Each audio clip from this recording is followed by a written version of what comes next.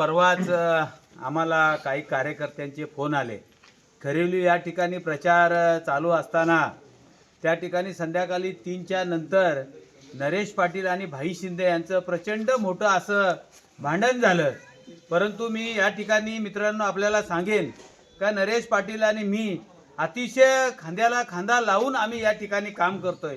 आम्ही त्या दिवशी माझा डबा आम्ही दोघांनी एकत्र खाल्ला आणि मी या ठिकाणी विरोधकांना निश्चितपणे सांगेन का विरोधकांच्या पायाखाली वालू सरत चालल्यामुळे भारतीय जनता पार्टी, आरपीआय आणि शिवसेना हे अतिशय हाडामासाचे आमचे कार्यकर्ते आहेत, एका जीवाचे कार्यकर्ते आहेत आणि हे कार्यकर्त्यांनी प्रचंड असा या प्रचारामध्ये वेग घेतलेला आहे आणि हा प्रचारामध्ये घेतलेला वेग यांना पाहून यांच्या पायाखाली वालू घसरत चालल्यामुळे समाजामध्ये अपप्रचार करण्याची यांची प्रवृत्ती पहिल्यापासूनच आहे आणि ती आता समाजासमोर येते।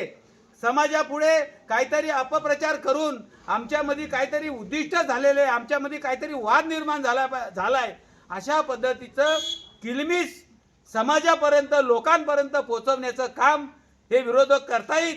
पण मी या ठिकाणी त्यांना खात्रीने सांगेन, आवाहन करून सांगेन का मित्रांनो, राम आणि लक्ष्मण हे एकत्र झालेले आहेत। हा धनुष्यबाण अयोध्येला जाणार आहे, त्यामुळे विरोधकांनी कितीही वल्गना केल्या आणि आमच्यामध्ये वाद लावण्याचा जरी प्रयत्न केला तरी आम्ही एक संघ आहेत आणि एक संघ राहणार आणि महायुतीचा झेंडा या जिल्हा परिषदेवर आणि पंचायत समितीवर फडकणार आहे। याबद्दल आमच्या मनामध्ये कुठलीही शंका नाही। आमचे कार्यकर्ते सगळे एकच आहेत, आमचे कार्यकर्ते सुज्ञ आहेत।